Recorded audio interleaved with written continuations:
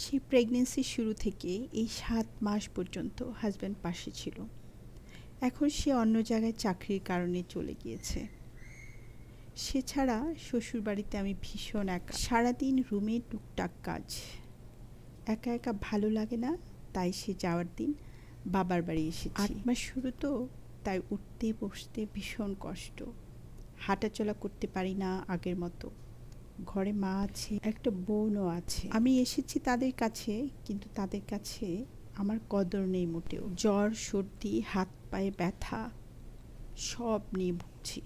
সকাল ১০টার দিকে রুটি বানায়, নয়তো বাহির থেকে এনে খায়। ভাত তরকারি এগুলো রান্না করে ১টার দিকে, সন্ধ্যার নাস্তা করে না। রাতের ভাত ৮টার দিকে খেয়ে নেয়। ৫ মাসের দিকে একবার এসেছিলাম, তখন স্বাভাবিক ছিল। তখন নিজের হাতেই রান্না, ধোয়া, মোছা সব করেছি।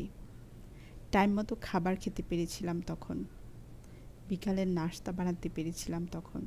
কিন্তু এবার এসে নিজে কিছুই করতে পারছি না। ১ কাপ চা কিংবা গরম পানিও কেউ দিতে রাজি নয়। বোনকে কয়েকবার বলেছি একটু গরম পানি দে। সে বলে, এত ইমার্জেন্সি হলে নিজে করে খা।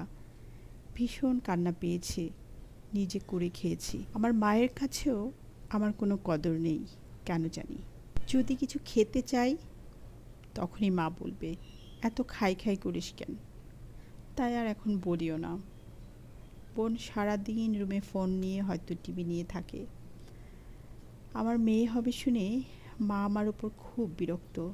আচার ব্যবহার, ছোট ছোট কথা বলে বুঝিয়ে দেয় যে আমার মেয়ে হবে। কিন্তু জানেন, আমি আমার মায়ের যে কোনো সমস্যার সমাধানে সবার আগে থেকে কাছে এসেছি, টাকা দিয়েছি। একে ওকে বলে সমস্যাগুলো আমি সমাধানের চেষ্টা করেছি। বড় মেয়ে হিসেবে যতটুকু দায়িত্ব করা যায়, ঠিক ততটুকু দায়িত্ব পালন করার চেষ্টা করেছি। বাবা নেই, মারা গেছেন। স্বামী মানুষটা সাপোর্টিভ, এখন তার কর্মস্থলে চলে গেছে। একটি মন ভালো করতে এসেছিলাম। আবার স্বামীর বাড়ি থেকে যখন ফোন দিতাম, তখন মার কাছ থেকে শুনতাম মাছ নিয়ে এসেছে, মাংস নিয়ে এসেছে, পোলাও রান্না করছে। অথচ আমি এখানে এসেছি আর মা অনেক অভাব দেখাচ্ছে, যাতে আমি টাকা দিই আর সেই টাকা বাজার করবে, এমন একটা অবস্থা।